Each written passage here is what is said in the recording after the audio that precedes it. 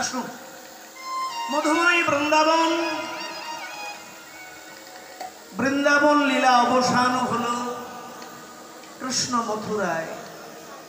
আচ্ছা, বৃন্দাবনে যদি কৃষ্ণ না থাকে সে বৃন্দাবনের মূল্য আছে? যায়নি তাই। যে যমুনা কুলকুল তানে উজান বয়ে চলতো, সে যমুনা আজ উজান বয় না। যার পাশের গানে ময়ূর ময়ূরী নৃত্য করত, সে ময়ূর ময়ূরী আর নাচে না। সুখসারি বৃক্ষ ডালে বসে গান গায় না। আজকে কৃষ্ণের লীলাভূমি বৃন্দাবন যেন বনে পরিণত হয়েছে। কৃষ্ণ মথুরায় দেবকী বসুদেব কৃষ্ণকে পাঠিয়ে দিলেন উজ্জয়িনী। যারা উজ্জয়িনী গেছেন জানেন সেখানে বাস করতেন কে? কৃষ্ণের গুরুদেব। আচ্ছা, ভগবানের গুরুদেবের নাম কি বলুন তো? কে বলতে পারবে? বলো বলো বলো। ভগবানের গুরুদেবের নাম কি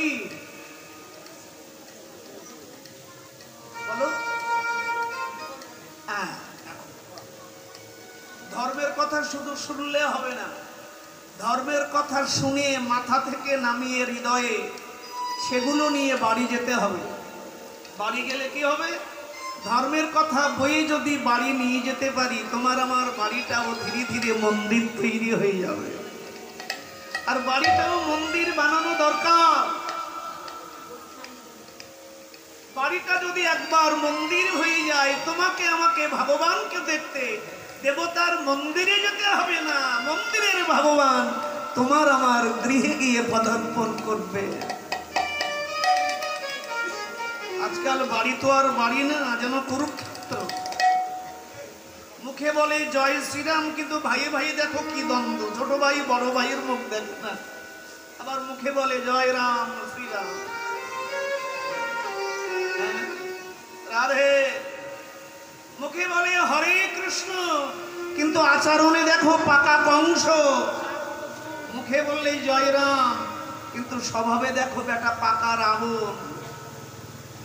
রামের ভক্ত হতে গেলে, রাম মন্দির বানালে রাম যত খুশি হবে।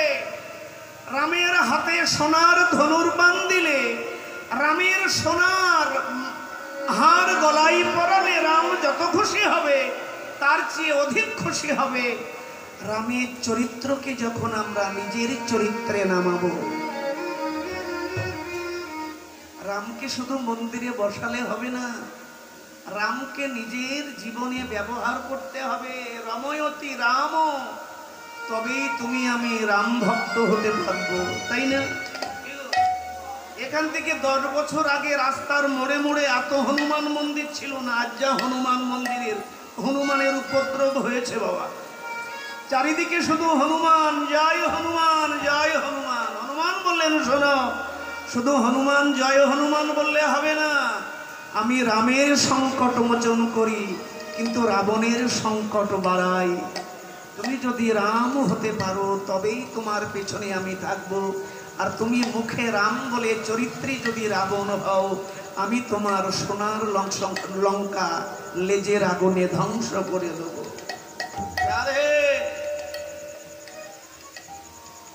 দেবতার ভক্ত হতে গেলে ভেতরের দানবতাকে নষ্ট করতে হয়, মাথা নামাতে হয়।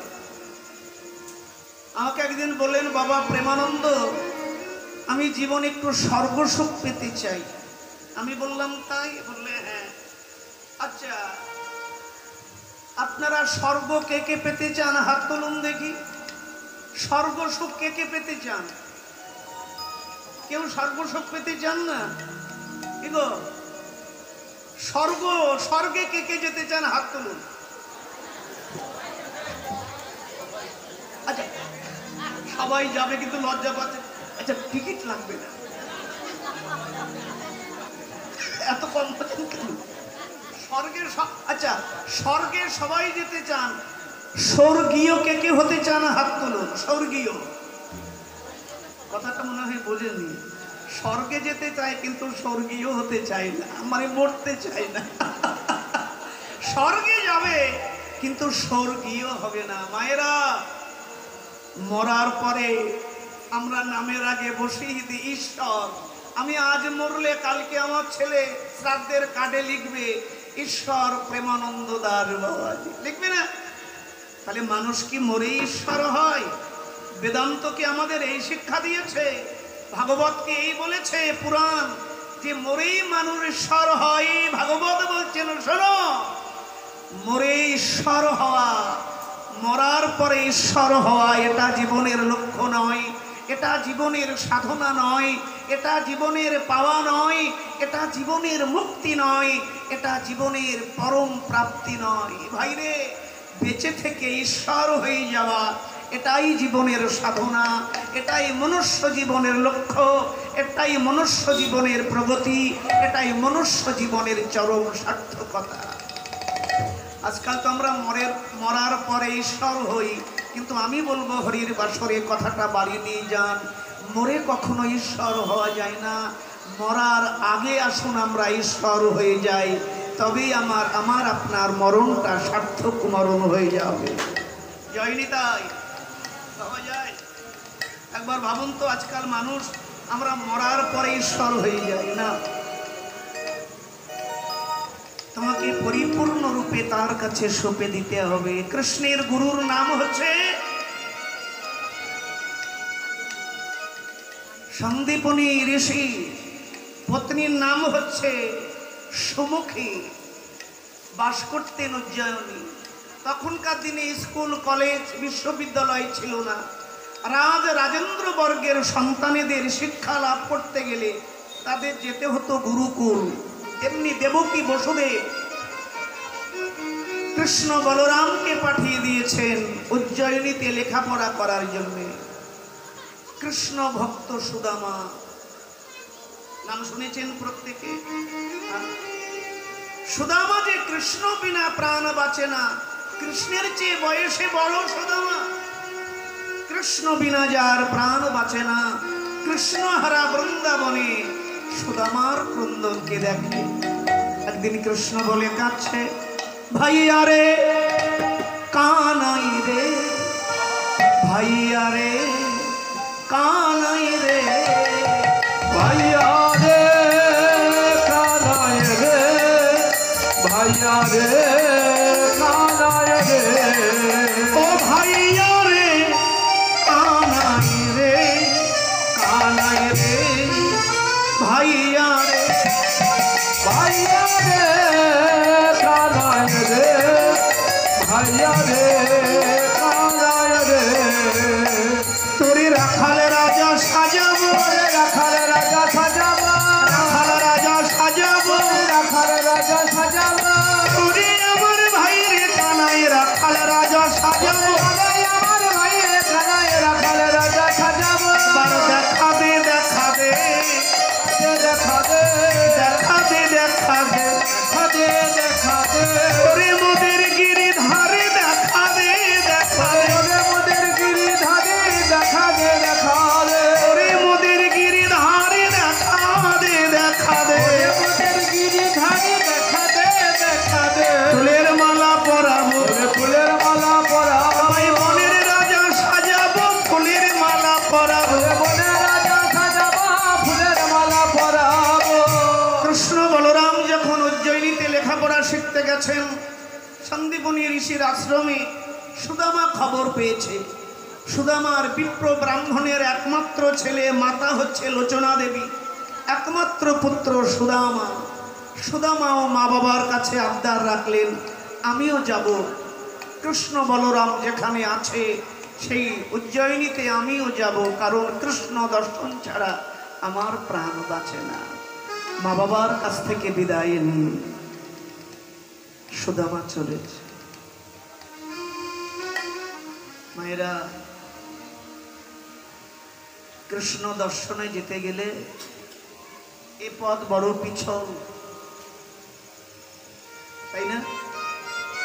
এ পথ বড় কণ্টকে ভরা, এ পথে তোমাকে একা চলতে হবে। বৃন্দাবন ছেড়ে কৃষ্ণ বলরামকে দেখা করতে সঙ্গ পেতে সুদামা গোকুল ছেড়ে চললেন উজ্জয়িনীর পথে। কৃষ্ণ হে দেখা দে, দেখা দে, দেখা দে কৃষ্ণ হে দেখা দে, দেখা দে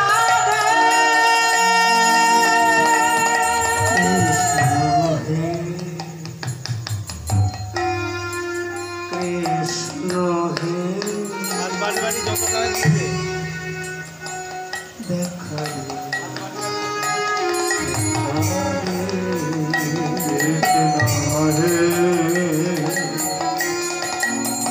দেখা দে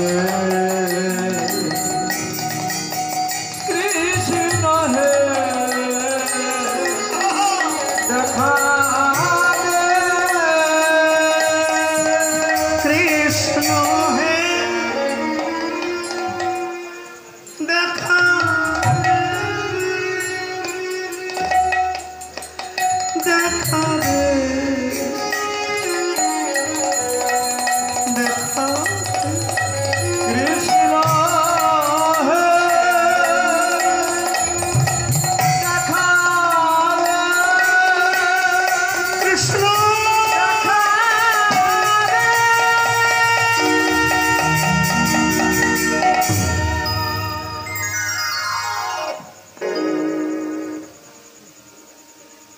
তাকে পাওয়ার জন্য যারা বিরহের জলে ভেসেছে একমাত্র তারাই পেয়েছে।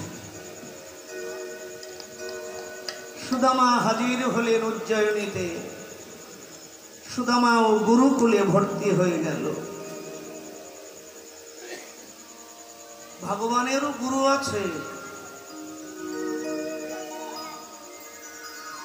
অনেকে গুরু করলে তুলসীর মালা গলায় পড়তে হবে বলে ভয়ে গুরু করে না। গুরু গুরু ছাড়া সংসারে কেউ আছে? হ্যাঁ, তুলসীর মালা একটা গলায় পরো। দেখো, দু চার ভরি সোনার হার যদি কারো গলায় থাকে, সে আবার গলাখানা বার করে দিয়ে হাঁটে। আর 5 আঙ্গুলে যদি 5খানা আংটি থাকে, বিয়ে বাড়িতে খেতে বসে বারবার বলে এখানে দিন, এখানে এখানে। 5 আঙ্গুলে 5খানা আংটি থাকলে এইভাবে আঙুল আসলে এদিকে এদিকে বসুন বসুন বসুন বসুন। সোনা মায়েরা, 5 আঙ্গুলে 5খানা সোনার আংটি, সোনার ব্রেসলেট, সোনার শাখা বাঁধানো, সোনার বাউটি, এগুলো পরলে কি হাতের শোভা বাড়বে? না। হাতের শোভা তখনই বাড়বে এই হাত দিয়ে যখন ভগবানের সেবা হবে। এ হাত জগন্নাথের হাত, পরশুনাথের হাত, জিনেন্দ্রিয়ের হাত, বলভদ্রের হাত। করগ্রে বসতি লক্ষ্মী, করমধ্যে সরস্বতী, করমূলে গোবিন্দম, প্রভাতে করদর্শনম।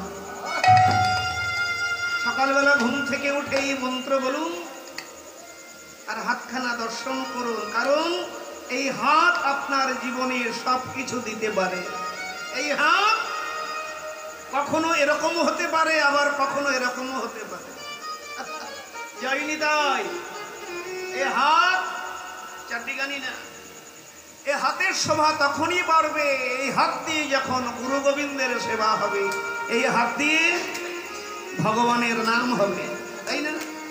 একটা কুকুর একদিন বৈকুণ্ঠে গিয়ে ভগবানকে বলছেন, প্রভু মানুষকে 2টি করে হাত আর 2টি করে পা দিয়েছ, আর আমার বেলা তুমি 4টি ঠ্যাং করলে।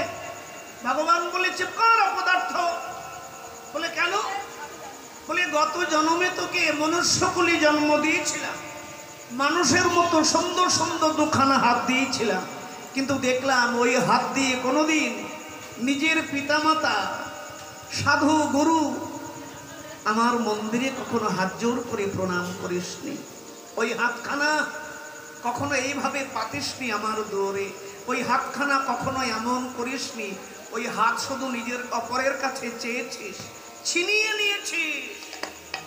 তাই দেখলাম এই হাত দিয়ে যখন আমার গুণকীর্তন হলো না, সংসারে সেবা হলো না, হাতগুলো রেখে রেখে গেলাম। এ জন্মে কুকুরকুলি জন্ম দিয়ে সামনের হাতগুলো পা করে দিয়েছি, এবার চার পায়ে চল। কি হবে বলো? এই জন্মে মানুষ মায়ের গর্ভে জন্ম নিলাম, আগামী জন্মে কোন মায়ের গর্ভে যাব কেউ বলতে পারবো? আমি প্রেমানন্দ বাবাজি আমি বলতে পারবো? বলুন পারবো? পদকর্তা বললেন একটা কুকুর তোমার মা হতে পারে, একটা বিড়াল তোমার মা হতে পারে, একটা ছাগল তোমার মা হতে পারে, একটা পাখি তোমার মা হতে পারে, অবশ্যই পারে। 84 লক্ষ জনি ভ্রমণ, একবার ভাববেন বাবা, 84 লক্ষ, শাস্ত্রে বললে 84 লক্ষ জনি ঘুরতে ঘুরতে মানব জন্ম। এই যে জনি ভোগ, জন্ম জন্মান্তরে যদি কুকুর হয়েছি ভোগ করার জন্য একটা কুকুর ইনি পেয়েছি, যদি বিড়াল হয়েছি ভোগ করার জন্য একটা বিড়াল ইনি পেয়েছি, যদি শূকর হয়েছি ভোগ করার জন্য একটা শূকর ইনি পেয়েছি, যদি বনের হিংস্র বাঘ হয়েছি ভোগ করার জন্য একটা বনের বাঘিনীকে পেয়েছি, যদি একটা সুন্দর পুরুষ হয়েছি এই জগতে ভোগ করার জন্য একটা সুন্দর নারী মূর্তি পেয়েছি। এই যে আমার আপনার জন্ম জন্মান্তরের জনি ভ্রমণ কবে বন্ধ হবে? কর্ম বিপাকে হাম গতাগতি পুনঃ পুনঃ কীট হাম কীট পতঙ্গে, হে গোবিন্দ মতি রহু তুহা পর সঙ্গে। এই শুদ্ধ মানব জনম, অনেকে বলে আগে ভোগ তারপর ত্যাগ। এত যদি ভোগ করবে তাহলে বনের পশু হতাম আমরা, তাদের যেমন ভোগের অন্ত নেই, নারী মূর্তি ভোগ করার অন্ত নেই, যখন তখন তারা কামাতু। কেন মানুষ হলাম? দুর্লভ মনুষ্য জন্ম পাইয়া সৎসঙ্গে। এই জন্মটা ভোগের নয়, এই জন্মটা হচ্ছে ঈশ্বরের হয়ে যাওয়ার জন্ম, এই জন্মটা হচ্ছে নিজেকে জানার জন্ম। শোনো, একটা বেলুনে যদি গ্যাস ভরে উপরে উঠিয়ে দাও, ও অনেক উপরে উড়ে যাবে। বেলুন এত উপরে উঠেছে দেখে কেউ কিন্তু হাত জোড় করে প্রণাম করবে না, কিন্তু ইটের পরে ইট দিয়ে যদি একটা মন্দিরের চূড়া উপরে ওঠে সবাই কিন্তু হাত জোড় করে প্রণাম করবে না? তাহলে ওই বেলুনের গ্যাস যদি ফুরিয়ে যায় বেলুন কিন্তু মাটিতে পড়ে যাবে। তোমাকে আমাকে উপরে উঠে যেতে হবে, এত উপরে উঠতে হবে চন্দ্র সূর্য যেন লজ্জা পায় যে মানুষ এত উপরে উঠতে পারে। আবার দেখো শাস্ত্রে বলছে এই মানুষ এত নিচে নামতে পারে, একেবারে নিজের নর্দমার নালার মধ্যে নামতে পারে। একটা রাস্তার ছাগল দেখলেও লজ্জা পাবে, দেনে যে শুকরগুলো গায়ে পচা পাক মাখে তারা দেখলেও লজ্জা পাবে যে মানুষ হয়ে এত নিচেই নামতে পারে। দুর্লভ মনুষ্য জনম, এই জনম সার্থক হবে তখন এই জনম পেয়ে। এই জন্য এক জীবনে একটু গুরুর দরকার। একটা তুলসীর মালা গলায় পরো, পারবে না? পারবে কিনা? প্রেমানন্দ পড়তে তো ইচ্ছা হয়, কিন্তু অনেকে অনেক কথা বলে। আরে অনেক কথা বলবে, কি বলবে? কপালে তিলক লাগাও, হরির বাসরে এসো, একটা তুলসীর মালা অন্তত গলায় পরো। প্রেমানন্দ এটা সেটা খেতে হয়, খাও না, কেনা করেছে বলো? তবে খবরদার নিজের মাথাটা খেও না। নিজের মাথাটা যদি একবার খেয়ে ফেলো তাহলে মনুষ্য জীবনে কালি পড়বে। হ্যাঁ শোনো, কবে ছাড়বে আর কবে পড়বে এগুলো বললে হবে না। তুলসী দর্শনে পূর্ণ স্পর্শে পাপনাশ। তুলসী পড়ো, হরি সেবা করো, গুণকীর্তন শোনো, একটা সময় আসবে তখন আর বাইরের কোনো জিনিস তোমার খেতে ভাল লাগবে না, কৃষ্ণের প্রসাদ ব্যতীত। যাইনি তাই ভেতর থেকে না হবে, ভেতর ভেতর। মায়েরা একাদশী করো, একাদশী করো। এখানে হরির বছর কত বছর? এখানে হরির বছর কত বছর হচ্ছে বাবা? কত বছর? কত? এখানে হরির বছর কত বছর হচ্ছে?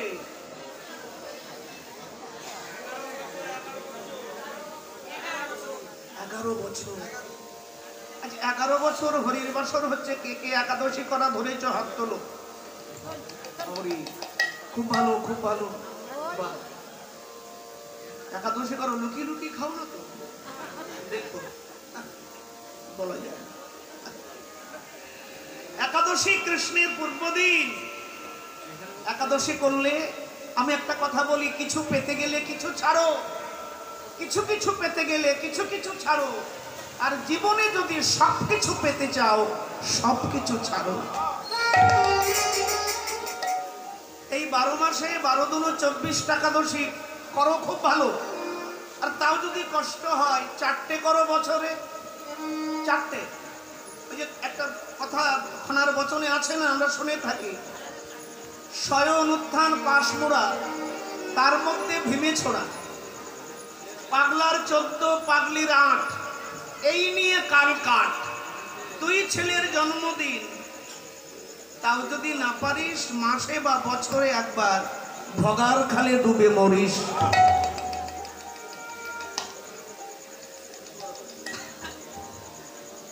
শয়ন উত্থান পাশমোড়া, শয়ন একাদশী, উত্থান একাদশী, পাশ একাদশী, তার মধ্যে ভীমে ছোড়া মানে ভৈমী একাদশী, এই 4টে করো। আর তাও যদি না পারো মহাশিব রাত্রি করো, শিব চতুর্দশী করো। তাও যদি না পারো মহা দুর্গাষ্টমী ব্রত করো। তাও যদি না পারো 2 ছেলের জন্মদিন, ভারতবর্ষের নাম করা 2 ছেলে, সেই 2 ছেলেকে বলুন, কৃষ্ণ আর রাম। রাম নবমী করো, না হলে কৃষ্ণের জন্মাষ্টমী করো। আর কলির মানুষ, তাও যদি না পারো বছরে একবার দুবার, মাসে একবার ভগার খালে ডুবে মরো। ভগার খাল মানে ভগীরথের আনা গঙ্গা, মাঝে মাঝে একটু গঙ্গায় স্নান করো, তাতেও কলিজীবের কৃপা হবে। আর তাও যদি না পারো হরির বাসরে বসে কীর্তন শোনো। কীর্তন করো, কীর্তন করো এবং কীর্তন শোনো। শুনলেও হবে, আবার 2 হাত তুলে বললেও হবে। মায়েরা একটু ত্যাগ না করলে হয়? এই জন্য জীবনে গুরুর দরকার। তুলসী মালা গলায় পড়ুন। কে কি বললো সেদিকে তাকাবেন না, কে কি বললো সেদিকে দেখবেন না। ওই যে একটা পদে আছে না, কে তোমাকে কবে কি কথা কহিবে, সে কথা শুনিলে আর কি চলিবে। কে তোমাকে কবে কি কথা কহিবে, সে কথা শুনিলে আর কি চলিবে। বিপদে সম্পদে যে পদে রাখিবে, বিপদে সম্পদে যে পদে রাখিবে, বিপদে সম্পদে যে পদে রাখিবে, বিপদে সম্পদে যে পদে রাখিবে, সে পদ কেন ভাবনা, সে পদ কেন ভাবনা। বিপদে সম্পদে যে পদে রাখিবে, সে পদ কেন ভাবনা রে মন, সে পদ কেন ভাবনা। যার মুখে ভাই হরি কথা নাই, তার সনে কথা কইও না। যার মুখে ভাই হরি কথা নাই, তার সনে কথা কইও না। যার মুখ দেখলে ভুলে যাবে হরি, যার মুখ দেখলে ভুলে যাবে হরি, যার মুখ দেখলে ভুলে যাবে হরি, যার মুখ দেখলে ভুলে যাবে হরি, তার মুখ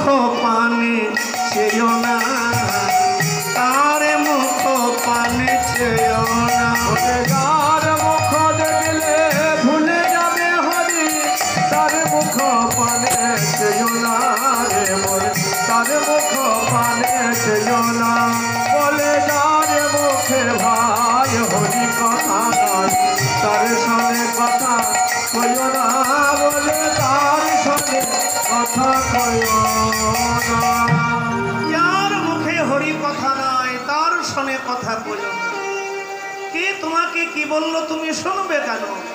তুলসীর মালিকা কণ্ঠে ধারণ করো, তুলসী দর্শনে পূর্ণ, স্পর্শে পাপনা শোনো। তুলসীর মালিকা কণ্ঠে ধারণ করলে তোমার এ জীবনটা সার্থক হবে, গুরু গোবিন্দের করুণা হবে। দেখো, ভগবান গুরু করেছেন, আমাদেরও গুরু দরকার। যদি গুরু না হয় জীবন শুরু হবে কি করে? জীবনে একজন গুরুর দরকার। শ্রী গুরু চরণে রতি শেষম উত্তম গতি, যে প্রসাদে পরে সর্ব আশা, যাহার প্রসাদে ভাই। বাবুর সামনে চা দিতে হবে না, বাবুরে এদিকে চা দিতে হবে না, ওদিকে ওদিকে কিন্তু শুনতে শুনতে চা খাওয়া দরকার নেই। আমি যে চা দেবো এর ফ্লেভার অন্যরকম। আমি যে চা দেবো তাতেই ঠিক হবে, এনার্জি পাবে। তোমাদের চা দিতে হবে, নিজে হরিবাসগুলো দিতে নেই, দিতে নেই। তাহলে শ্রী গুরু চরণের অতি শেষম উত্তম গতি, যে প্রসাদে পরে সর্ব আশা, যাহার প্রসাদে ভাই এভব তরিয়া যায়, কৃষ্ণ প্রাপ্তি হয় যাহা। ভগবান গুরু করেছেন, আমাদেরও করা দরকার। তা যিনি ভগবানের গুরু তার চরিত্র একবার শুনবেন না? গুরু শিষ্য এক জায়গায় বসে আছে, গুরু শিষ্য এক জায়গায় বসে আছে। শিষ্য জিজ্ঞাসা করছে, গুরুদেব, গুরুদেব পৃথিবীতে সবচেয়ে শক্তিমান কে? গুরুদেব বললেন, পাহাড়। পাহাড় রে বাবা, পাহাড়। আচ্ছা বাবা, পাহাড়ের চেয়েও শক্তিশালী আর কেউ আছে? গুরুদেব বললেন, হ্যাঁ। কে? লোহার হাতুড়ি। দেখ বাবা, লোহার হাতুড়ি দিয়ে বিশাল পাহাড়কে ভেঙে টুকরো টুকরো করে দেওয়া যায়। আচ্ছা গুরুদেব, লোহার হাতুড়ি শক্তিশালী। আচ্ছা গুরুদেব, এই লোহার হাতুড়ির চেয়েও শক্তিশালী কেউ আছে? গুরুদেব বললেন, আছে আছে বাবা। কে? বলে আগুন। লোহার হাতুড়িকে আগুনের মধ্যে ফেলে দাও, নিমেষে লোহার হাতুড়ি গলে তরল হয়ে যাবে। তাহলে আগুন শক্তিশালী। গুরুদেব, আগুনের চেয়েও শক্তিশালী সংসারে কেউ আছে? বলে আছে। কি সে? বললে জল। দাউ দাউ করে আগুন জ্বলছে, আগুনের মধ্যে যদি জল ঢেলে দাও, আগুন তার সমস্ত অস্তিত্ব হারাবে। গুরুদেব, আগুন শক্তিশালী, জল শক্তিশালী। আচ্ছা গুরুদেব, এই জলের চেয়েও শক্তিশালী কেউ আছে? বলে অবশ্যই বাবা। কে সে? বলে সেটা হচ্ছে মানুষের ইচ্ছা শক্তি। ইচ্ছা শক্তি? বলেন হ্যাঁ, সেটা মানুষের ইচ্ছা শক্তি। বাবারে, 500,000 ফুট মাটির তলায় যদি জল থাকে, মানুষ সেই জলকে খেয়ে পিপাসা নিবৃত্ত করার জন্য মানুষ বিজ্ঞানকে কাজে লাগিয়ে সেই 500,000 ফুট মাটির তলা থেকে সেই জলকে টেনে বার করে নিয়ে আসে, ঠিক না? তাহলে মানুষের ইচ্ছা শক্তি, এই ইচ্ছা শক্তি যদি দুর্বল হয়ে যায়, সে সংসারে মৃত্যুপ্রায়, তাকেই বলে বার্ধক্য, তাই না? ইচ্ছা শক্তি। তা গুরু শিষ্য বসে আছে, গুরুদেব জিজ্ঞাসা করলেন, এই পাগলা, এই তুই কি পারিস, কি পারিস? শিষ্য বলেন, গুরুদেব আপনি যা বলবেন আমি তাই করব। পাশেই গুরুদেবের ছেলেটা বসেছিল, বাচ্চা ছেলে। গুরুদেব বলেন, যা আমার বাচ্চাটাকে, তোর গুরু ভাইকে জলে ফেলে দে। অমনি উঠে গিয়ে সেই বাচ্চা গুরু ভাইকে হাত ধরে টেনে নিয়ে পুকুরের জলে ছুঁড়ে ফেলে। বাচ্চা ছেলে জল টল খেয়ে একাকার। 2-4 জন গুরু ভাই ঝাঁপিয়ে পড়ে ছেলেটাকে বাঁচালো, 2-1 ঘা পিঠে বসিয়ে দিল। গুরুদেব বললো, ছেলেটাকে ফেলে দিবি, পাগলা কোথাকার। যাকে দিন চলে গেল। আবার কয়েক মাস পর গুরু শিষ্য বসে আছে। গুরুদেব বলে, নাই বাবা কি পারিস? আপনি যা বলবেন, যা আমার আশ্রমে আগুন ধরিয়ে দে। ও সঙ্গে সঙ্গে গুরুদেব আদেশ দিয়েছে, গুরুদেবের সেই কুঠিরে আগুন লাগিয়ে দিয়েছে। দাউ দাউ করে গুরুদেবের কুঠির জ্বলছে। গুরু ভাইয়েরা ছুটে এলো, জল টল ঢেলে কিছুটা আগুন নেভানো হলো। আগুন নিভে যাওয়ার পর সবাই মিলে 2-4 ঘাম মারধর দিয়ে গুরুদেবের আশ্রম থেকে তাড়িয়ে দিলেন। যা এটা পাগল। বললেন আমি কি করব? গুরুদেব বললেন আগুন ধরিয়ে দে আশ্রমে, আমি তাই দিলাম। বলে গুরুদেব বলেছে তুই দিবি? গুরুর বাড়ি থেকে তাড়িয়ে দিলেন, চলে গেল। মাঝে মাঝে গুরুদেবকে প্রণাম করতে আসতেন। একদিন গুরুদেব মৃত শয্যায় শায়িত, মৃত্যুর মুখে ঢলে পড়েছে। গুরুদেব দেহ রাখার আগে কোনো শিষ্যের উপরে আশ্রমের দায়িত্ব দিচ্ছে, কারো উপরে জমির দায়িত্ব দিচ্ছে, কারো উপরে বাজার ঘাটের দায়িত্ব দিচ্ছে, কারো উপরে বিগ্রহ সেবার দায়িত্ব দিচ্ছে। এইভাবে প্রত্যেকে নিজের হাতের নামের ঝোলাটা কাউকে দিচ্ছে, হাতের দণ্ডটা কাউকে দিচ্ছে। একেবারে শেষে সেই আলাভোলা শিষ্যটা এসে গুরুদেবের চরণ ধরে কাঁদছেন। গুরুদেব আপনি চলে যাচ্ছেন, তাহলে আমার কি হবে গুরুদেব? আমি কি নিয়ে থাকবো? আমার কি আছে গুরুদেব? গুরুদেব বলেন ওরে পাগলা কাঁদিস নে, এখানে এলে সবাইকে যেতে হয়, তবে তুই এত দেরি করে এলি। আমি সবাইকে সব কিছু দিয়ে ফেললাম পাগলা, আর তুই এত দেরি করে এলি। গুরুদেব আমার কিচ্ছু চাই না, আমি শুধু আপনাকে চাই গুরুদেব, আপনি যাবেন না। ও কথা বলে পাগলা, আয় তোর মাথাটা আমার কাছে দে। ও মাথা নামিয়েছে, গুরুদেব কাঁদছে, শিষ্য কাঁদছে। গুরুদেব বললেন ওরে সবাইকে তো সব কিছু দিয়ে দিলাম, কিন্তু আমার জীবনের মূল্যবান একটা জিনিস আমি কাউকে দিইনি জানিস? আমি সেটা তোর জন্য লুকিয়ে রেখেছি। কি গুরুদেব? গুরুদেব কেঁদে বললেন আমার প্রাণ ভরা আশীর্বাদ, মাথাটা দে। কাঁদতে কাঁদতে শিষ্য মাথা পেতেছে। গুরুদেব মৃত্যু শয্যায় শুয়ে শিষ্যের মাথায় হাত দিয়ে বললেন ওরে তোর ভেতরে যে সরলতা, তোর ভেতরে যে ভক্তি, আমি পরীক্ষা নিয়ে দেখেছি তুই উত্তীর্ণ হয়েছিস। তোর ভেতরে যে ভক্তি, আমি তোকে আশীর্বাদ করলাম মরে যাওয়ার আগে তুই ভগবানের গুরু হবি, যিনি জগৎ গুরু তার গুরু হবি। ভাবতে পারছেন? সেই শিষ্য আর কেউ নয়, সন্দীপনী ঋষি। বাবা আর কেউ নয়, তিনি হচ্ছেন জগৎ গুরুর গুরু। গুরুর আশীর্বাদে গুরুদেব বলেছিলেন যা বেটা তুই জগৎ গুরুর গুরু হবি। সেই ঋষি হচ্ছেন সন্দীপনী ঋষির আশ্রমে পত্নী হচ্ছে সুমুখী, কৃষ্ণ বলরাম সুদামা। সেখানে আনন্দেতে কালে কাটে আনন্দ অবধি। আরে আনন্দেতে কালে কাটে আনন্দ অবধি। ওরে আনন্দেতে কাল কাটে আনন্দ অবধি। আরে আনন্দেতে কালে কাটে আনন্দ অবধি। অতি উত্তম নিষ্ঠা থাকে গুরু সেবার প্রতি। আরে অতি উত্তম নিষ্ঠা থাকে গুরু সেবার পথে। জয় জয় শ্রী গুরু প্রেম কল্প। সেবা জয় জয় শ্রী গুরু প্রেম কল্প। আদিভূত যাহাকো প্রকাশ। সেবা অদ্ভুত যাহা প্রকাশ। আমার হিয়ায় যজ্ঞে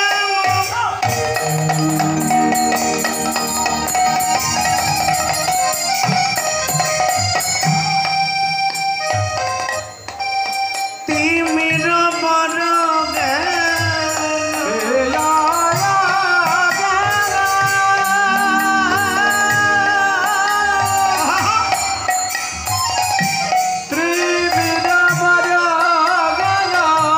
সুচন্দ্র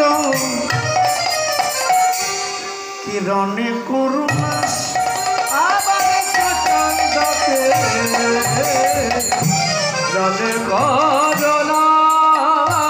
তোমার হিয়ার অন্ধকার দূর হবে। তোমার হিয়ার অন্ধকার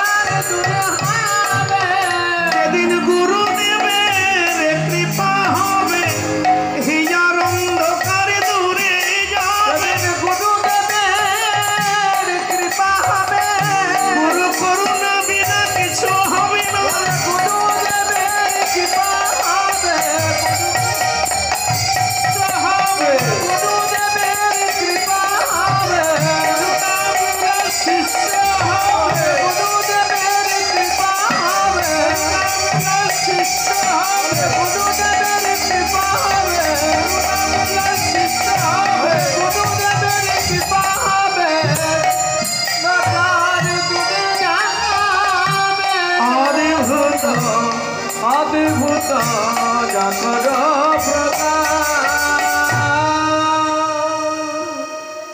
বসন্ত এলে যেমন, আমার কথাটা প্রত্যেকে বাড়িয়ে নিয়ে যাবেন, বসন্ত এলে যেমন প্রকৃতি হাসে, হাসে না বাবা? বসন্ত এলে যেমন প্রকৃতি হাসে, তেমনি আমার আপনার জীবনে গুরু কৃপা এলে জীবনটাও কিন্তু হাসবে। এই জন্য জীবনে গুরু দরকার। কি কথাই না? গুরু ছাড়া কিচ্ছু হবে না। গুরু চাই, ভগবানের গুরু। আজকে কি হলো? সকালবেলা গুরু পত্নী সুমুখী সুদামাকে ডাকলেন, সুদামা। বলুন গুরু মাতা, একটু পরেই রন্ধন বসাবো, বাড়ির আশ্রমে কোনো কাঠ নেই, যাও বনে যাও, বনে যাও, আর এই নাও চানা ভাজার পটলি। বনে কাঠ কুড়াবে তো ক্ষুধা লাগবে, এই চানা ভাজার পটলি দিলাম, কাঠ কুড়াতে কুড়াতে মাঝে এই চানা ভাজা আর জল খেয়ে নিও, আর বন থেকে কাঠ কুড়িয়ে নিয়ে এসো। সুদামা বললেন, মা আমি একা যাব? গুরুপত্নী হেসে বললেন, আমি বুঝলাম, আমি বুঝি তোমার মা, আমি জানি তুমি কৃষ্ণ ছাড়া যাবে না বনে। কৃষ্ণ কানাই আজ্ঞা করুন গুরু মাতা, যাও। সুদামা বনে কাঠ কুড়াতে যাচ্ছে, তুমি সঙ্গে যাও। দুই ভাই বন থেকে কাঠ কুড়িয়ে নিয়ে এসো, আর সুদামার কাছে চানা ভাজা দিয়েছি, এই চানা ভাজা দুইজনে ভাগ করে খাবে, কেমন? এই বলে গুরু মাকে প্রণাম করেছে, করে দুইজন বনে চলেছে। আজ্ঞা দিল গুরু মাতা কাষ্টয়ানি ভারে, আরে আজ্ঞা দিল গুরু মাতা কাষ্টয়ানি ভারে, আজ্ঞা দিল গুরু মাতা কাষ্টয়ানি ভারে, এবার আজ্ঞা দিল গুরু মাতা কাষ্টয়ানি ভারে। গগন করল দেহে বনের ভিতরে, আবার গমন করল দহে বনের ভিতরে, গমন করল দেহে বনের ভিতরে, আবার গমন করল দহে বনের ভিতরে। আনন্দ আর ধরে না, বলে আনন্দ আর ধরে না, আনন্দ আর ধরে না, আনন্দ আর ধরে না গো, আনন্দ আর ধরে না গো। আনন্দ আর ধরে না গো। কৃষ্ণ সঙ্গ পেল বলে আজ আনন্দ আর ধরে না। বলে কৃষ্ণ সঙ্গ পেল বলে আনন্দ আর ধরে না গো। কৃষ্ণ সঙ্গ পেল হয়ে যাই রে আর বলি, বলে কৃষ্ণ সঙ্গ পেল বলে যাই রে বলি হারি, কৃষ্ণ সঙ্গ পেল বলে যাই রে বলি হারি। বলে আনন্দ আর ধরে না গো। ভক্তমণ্ডলী, ভক্তিমতী মায়েরা, এই যে সুদামা ত্রেতা যুগে কে ছিল? সুদামা ছিল ত্রেতা যুগে রামের ভাই কে? ভরত। আরে রাজা দশরথ কানের পাশে দেখলেন একটা কেশ পেকেছে, কানের পাশে আয়নায় দেখলেন কানের পাশে একটা কেশ পেকেছে, সঙ্গে সঙ্গে রাজ্যে মন্ত্রিসভায় ঢেড়ে পিটিয়ে দিলেন, আমি রামকে রাজত্ব দেব, সিংহাসন দেব। কানের পাশে একটা কেশ পেকেছে বলে সে সিংহাসন ছাড়তে রাজি হলো।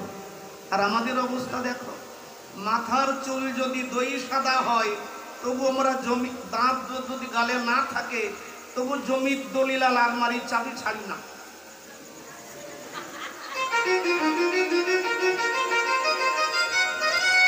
আপনাদের সেবক আমি, আপনাদের চরণে দাস অনুদাস, দাসের কথা যদি ভালো লাগে বাড়ি নিয়ে যাবেন, একটু ছাড়তে শিখুন। আমরা সংসারে সবাই ভাবি কি পেলাম, আমি জীবনে কি পেলাম, কিন্তু আমি প্রত্যেকে বলি এটা ছাড়ুন, আসুন না একবার ভাবি সবাই মিলে যে সংসারে থেকে অনেক কিছু পেয়েছি, জীবনের অন্তিম লগ্নে কতটুকু ছাড়তে পারলাম তুমি আমি, একটু ছাড়ুন। এখন থেকে বয়স হলে 60, 65, সত্যের ঘরে গেলে প্রেমানন্দের কথাটা মাথায় রেখে একটু ছাড়ুন, না হলে জম এসে গলা ধাক্কা দিয়ে ছাড়াতে গেলে তখন কিন্তু কষ্ট হবে। আচ্ছা,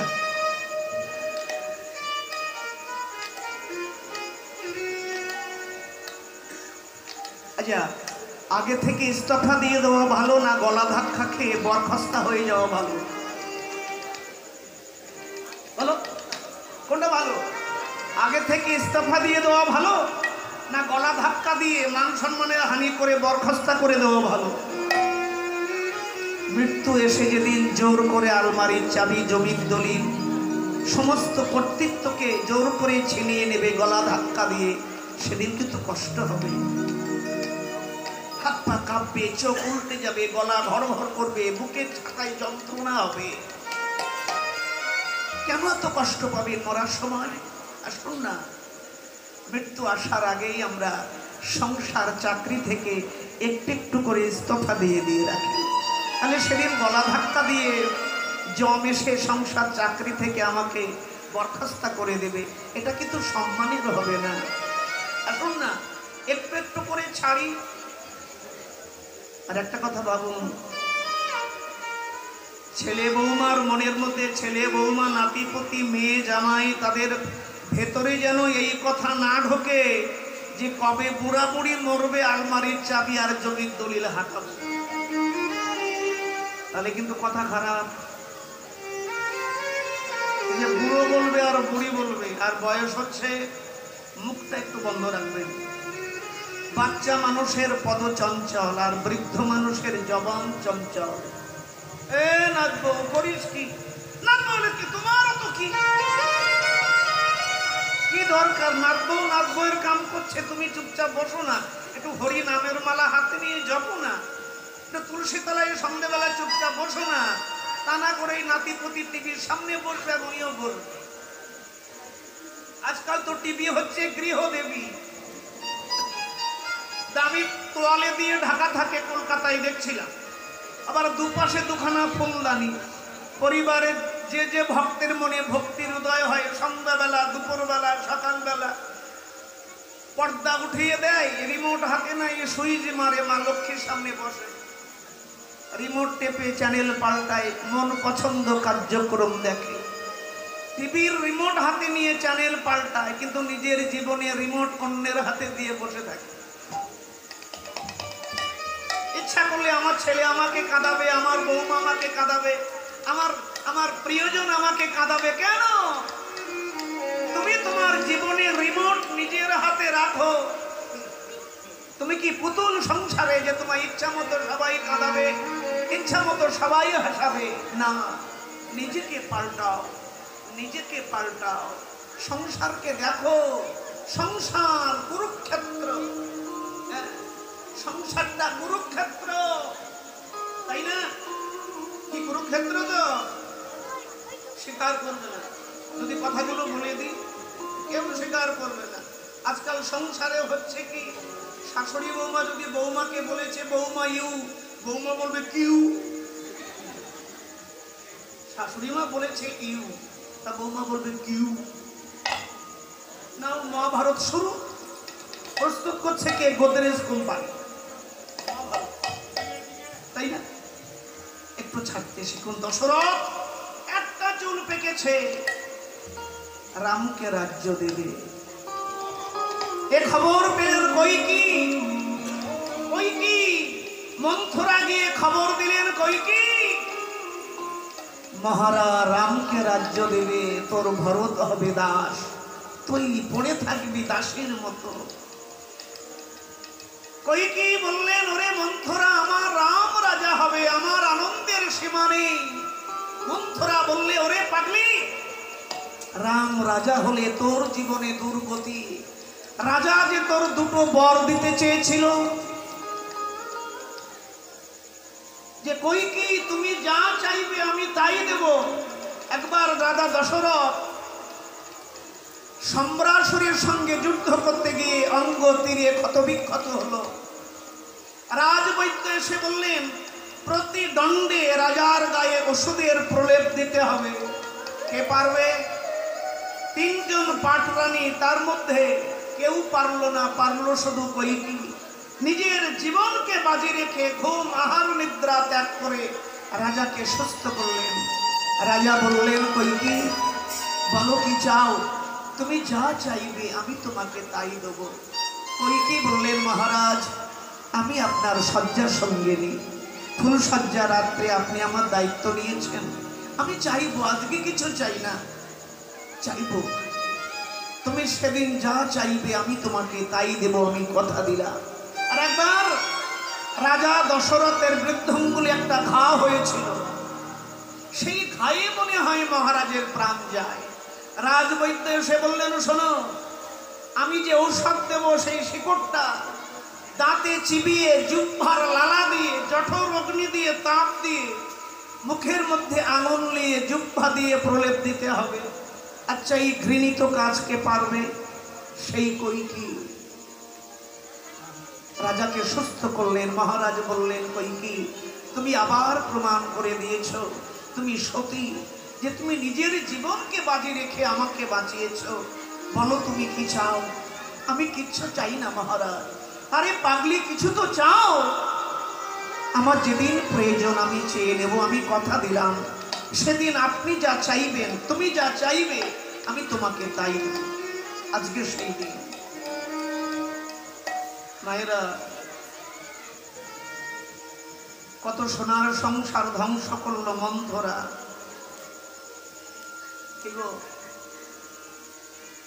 মহাভারত সৃষ্টি হলো এক নারীর জন্যে, রামায়ণ সৃষ্টি হলো এক নারীর জন্যে। পঞ্চপ্রিয়া পাঞ্চালী দ্রৌপদী যদি না বলতো অন্ধের ছেলে অন্ধ,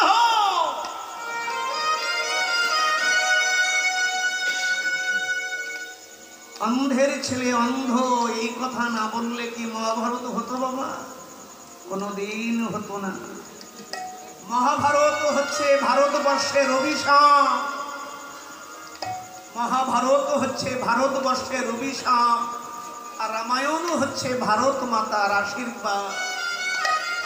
আর রামায়ণ তৈরি হলো এক রমণীর জন্য। যদি দশরথ কইকিকে কথা না দিতেন যে তুমি যা চাইবে আমি তাই দেব, এই প্রতিজ্ঞাবদ্ধ, এই জন্য আমি প্রত্যেকে বলি যারা শুনছেন কথাগুলো, নাতি পুতি ছেলে মেয়ে দেব বলে বাকি রাখবেন না, যা চাইবে তাই দিয়ে দেবেন সঙ্গে সঙ্গে বাবা। যে পরের বছর দেব, বিয়ের পরে দেব, নাতনি হওয়ার পর দেব, তাহলে কিন্তু পাথর হয়ে আমার আপনার অবস্থা ওই দশরথের মতো হতে পারে। দেব বলে ধার রাখবেন না, যেটা পারবেন সাধ্য মতো দিয়ে বিদায় করবেন। পরে দেব কথা দিলাম, এ কথা কখনো বলবেন না। দশরথের অবস্থা দেখুন, কইকি চেয়ে ফেলল মহারাজ। দেখুন কানে বিষ দিল কে? আচ্ছা, মুখে বিষ দিলে কি হয়? মুখে বিষ ঢাললে প্রাণ যাবে, আর কানে বিষ ঢাললে,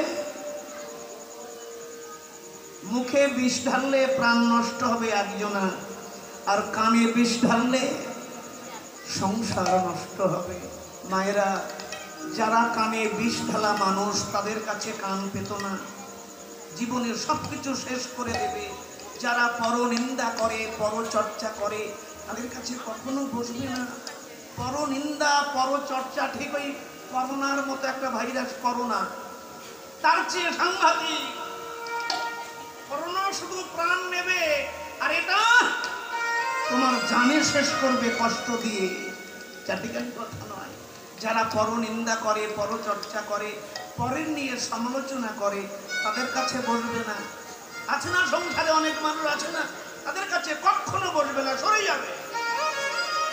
মহারাজ প্রথম বারেতে ভারত পাবে সিংহাসন, পাবে সিংহাসন, দ্বিতীয় বারেতে রাম যাবে নির্বাসন, যাবে নির্বাসন। বললে কইকি, খবর পেয়ে রাম ছুটে এলো। রাম ছুটে এসে কইকিকে বললে, মা তুমি বললে তো তোমার রাম এমনি বনে চলে যেত। দেখেছ, বাবার কাছে আদেশ নেওয়ার কি দরকার মা? তুমি বললেই তোমার রাম তো এমনি বনে চলে যেত। কারণ যেতে হবে।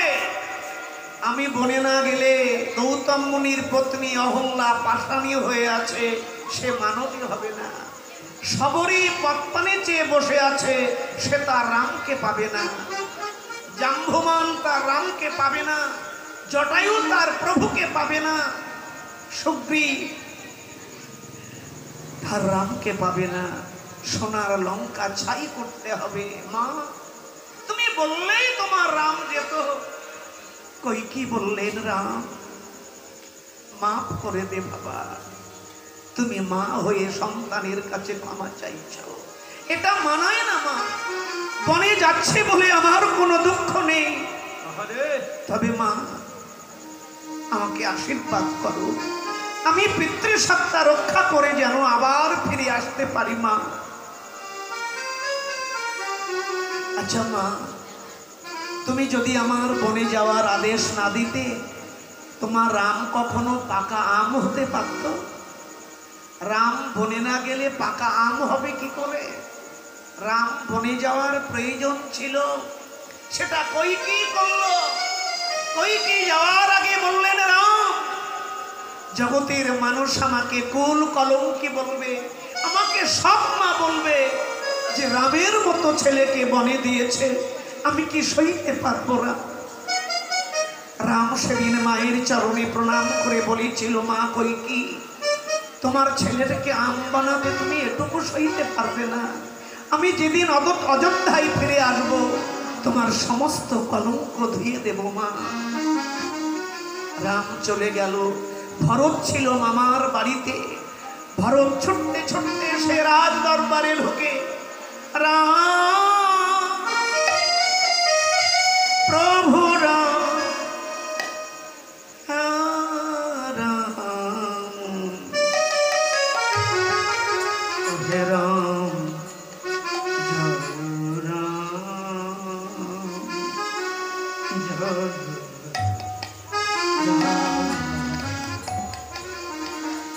জয়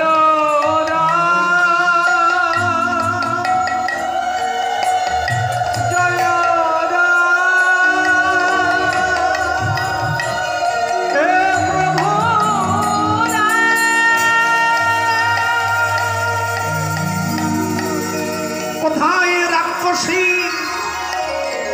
আমি কোনদিন তোকে মা বলে ডাকবো না। তুই আমার রামকে বনে পাঠিয়েছিস। কইকি বললে, ওরে ভরত, তুই নিজের মাকে রাক্ষসী বলছিস? যে রামকে আমি বনে দিয়েছি, যাওয়ার আগে প্রণাম করে গেল, আর তোর জন্য সিংহাসন চাইলাম, আর তুই আমাকে রাক্ষসী বলছিস? ভরত বললে, হ্যাঁ তুই রাক্ষসী। যতদিন রাম ফিরে না আসবে, আমি তোর মুখ দর্শন করব না। ভরত ছুটতে ছুটতে বনে রামের সামনে আছাড় খেয়ে পড়লেন, দাদা আমি তোমায় যেতে দেব না। ভরত, ভুল করছো। আমি আজ্ঞা দিলাম, বড় ভাই যাও, আমার সিংহাসন আমি তোমার হাতে দিলাম, রক্ষা করো। আমি 14 বছর বনবাস শেষ করে আমি এসে আবার সিংহাসনে বসবো। ভরত বললে, দাদা ওই সিংহাসনে আমি বসলে পৃথিবী রসাতলে যাবে, পৃথিবী রসাতলে যাবে।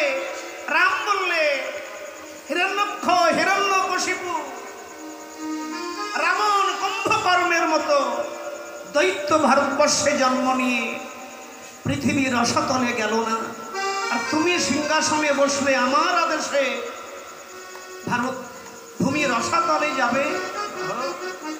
ভরত হেসে বললে, হিরণ্যক্ষ, হিরণ্যকশিপু, দন্তবক্র, শিশুপাল, মায়েরা, রাবণ, কুম্ভকর্ণেরা রাক্ষস। ধরিত্রী মা জানে রাক্ষসের আচারও রাক্ষসের মতো হয়, কিন্তু রামের ভাই ভরত কি করে নিজের ভাইয়ের সিংহাসনে বসলো? ভারত রসাতল যাবে না দাদা।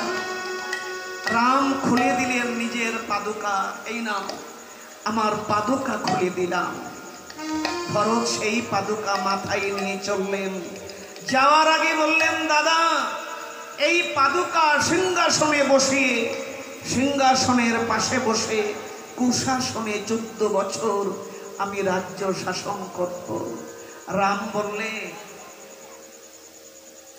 ভাই হয়ে ভাইয়ের এত ব্যথা বুঝিস? জগতের অন্য ভাই যদি হতো তারা খুশি হতো, আর তুই কেমন ভাই, রাজ সিংহাসন পেয়ে ফেলে দিয়ে চলে এলি। ওরে পাগলা, দাদা আমি তোমার কাছে একটা বর চাইব আজকে। কি বর? এবার যদি জন্ম হয় আমি তোমার ভাই হতে চাই না। তবে তবে কি চাও? আজ যদি আমি তোমার ভাই না হতাম আমি তোমাকে বনবাসে দিতে পারতাম না। ও দাদা, ভাই বলে তুমি হলে বড় ভাই, আর বড় ভাইয়ের আদেশ হলো গুরুতুল্য। এবার যদি আবার জন্ম হয় আমি তোমার ভাই হতে চাই না। কি হবে? তোমার বন্ধু করে আমায় জন্ম দিও। তোমার বন্ধু খুঁজে আমায় জন্ম দিও। তোমার বন্ধু করে জন্ম দিও। তোমার বন্ধু খুঁজে জন্ম দিও। আমার সাধের জনম সার্থক করব, তোমার বন্ধু করে আমায় জন্ম দিও। আমার সাধের জনম সার্থক করব।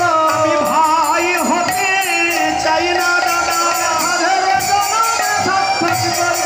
ভাই হতে চাই না দাদা। সাধের জনম সার্থক করব। ভাই হতে চাই না দাদা। বলে বন্ধু করে জন্ম দিও। বলিয়ে প্রেম যুগল রাধা মাধব কি জয়। মইদিপুর উত্তরপাড়া মহতীয় হরির বাসর কি জয় গ্রামবাসী বৃন্দ কি জয় দাতা ভোক্তা কি জয় সংকীর্তন যজ্ঞ কি জয় হরিনাম সংকীর্তন কি জয় সমবেত ভক্ত মণ্ডলী কি, যারা শুনছে তারা কি, জয় যারা আসতে পারেনি বাড়িতে আছে তারা কি, জয় তাদের নামেও জয়। এই হচ্ছে ভক্তের লক্ষণ। সবার জয় হোক। এই অক্ষয় তৃতীয়ায় মৈদিপুর উত্তরপাড়া মহতীয় হরির বাসরে যারা দুহাত ভরে দিয়েছেন, কলিকালে নাম বিনা জীবের নাহি ধর্ম। প্রেমানন্দ বাবাজি অক্ষয় তৃতীয়ার দিন কথাটা বলি, কীর্তন করে যা পাই কি হয়, এই যে এত দক্ষিণা দিয়ে এনেছে ওটা কি হবে? নবদ্বীপে গিয়ে দেখে আসবে কি হবে। একবার নবদ্বীপে যাবেন, আমাদের মন্দিরে দর্শন করে আসবে। এখানে আমাদের ভক্তবৃন্দ অনেকেই রয়েছেন। সেই মহতীয় লীলা, সুরধ্বনির তীর যে লীলা হচ্ছে চলছে, সেই লীলা একবার দর্শন করবেন।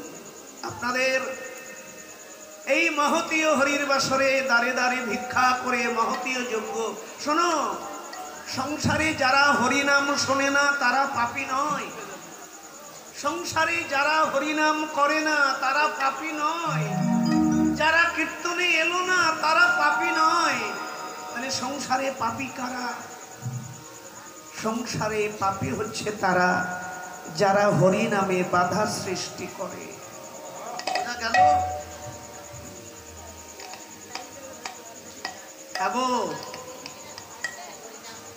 এত বড় হরির বাসর, দাঁড়ে দাঁড়ে ভিক্ষা না করলে সম্ভব?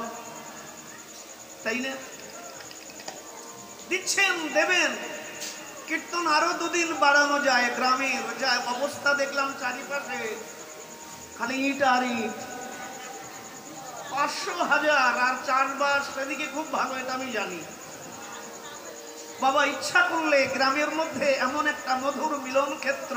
আরে প্রত্যেক বছর তো আমরা, আজকাল যা সময় পড়েছে, কেউ কারো বাড়ি থেকে বেরোয় না আর কেউ কারো বাড়িতে যায় না। হরির বাসরের ছল করে যদি গ্রামের নারী পুরুষ ছোট বড় ঘর থেকে বেরিয়ে একটা মধুর রাত্রে এক ছত্র ছায়ায় বসে পাশাপাশি বসে ভগবানের কথা শোনা, এটা কি চাটিখানি কথা? মনে রাখবেন,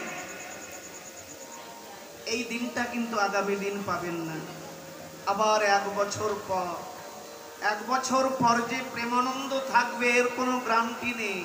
আজকের এই অক্ষয় তৃতীয়ার শুভ লগ্নে, শুভ রাত্রে যারা হরির বাসরে কাতারে কাতারে বসে ভগবানের কথা শুনছি, আবার আগামী বছর যে এইভাবে ঘর থেকে বেরিয়ে পায়ে হেঁটে হরির বাসরে এসে বসে ভগবানের কথা শুনব, এর কোনো গ্যারান্টি নেই।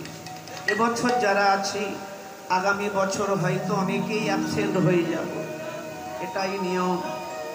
মায়েরা, সময় পেলে সময়টাকে কাজে লাগাও, সময় পেলে সময়টাকে নিজের কাজে ব্যবহার করো। আমি হরির বাসরের আনুকূল্যের জন্যে যখন লীলার মধ্যে ভিক্ষা শুরু হবে আমি তখন বলে দেব, কমিটির ভাইয়েরা আপনাদের কাছে যাবে, যার যেমন ক্ষমতা, যার যেমন সামর্থ্য আপনারা 2 হাত দিয়ে দান করবেন। কৃষ্ণ সেবায় আনুকূল্য করে যেই জন, সেই তো সুমেধা পায় গোবিন্দ চরণ। মায়েরা, যে নেয় তার হাত থাকে নিচে, আর যে দেয় তার হাত থাকে খালি উপরে থাকবে না নিচেই নামবে? খালি উপরে থাকার কাজ করে যাও, এটাই বাস্তব। শাস্ত্র কখনো অন্যথা কথা বলে না। ভক্তমণ্ডলী, ভক্তিমতী মায়েরা, খরচ করিলে দ্বিগুণ বাড়য়ে উছলি বলিয়া যায়। ভগবান অর্থ দিয়েছেন, কিছু সৎ কাজে লাগাও। পূর্ণের অ্যাকাউন্টে কিছু ব্যালেন্স রাখো।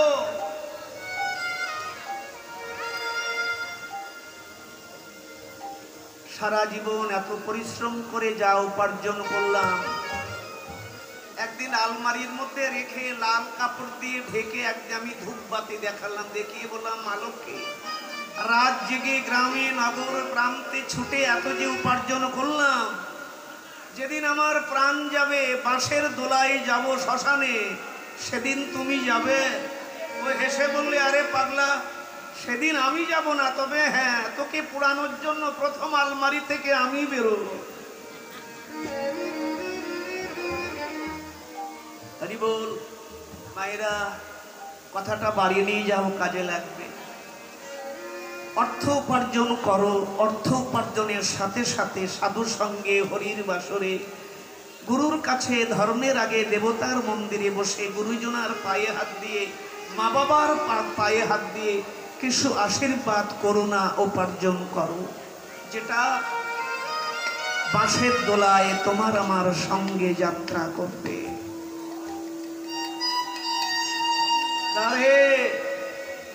ভক্তমণ্ডলী, ভক্তিমতী মায়েরা, আমি একটু পরে বলে দেবো, তখন প্রত্যেকেই যাবে, আপনারা দান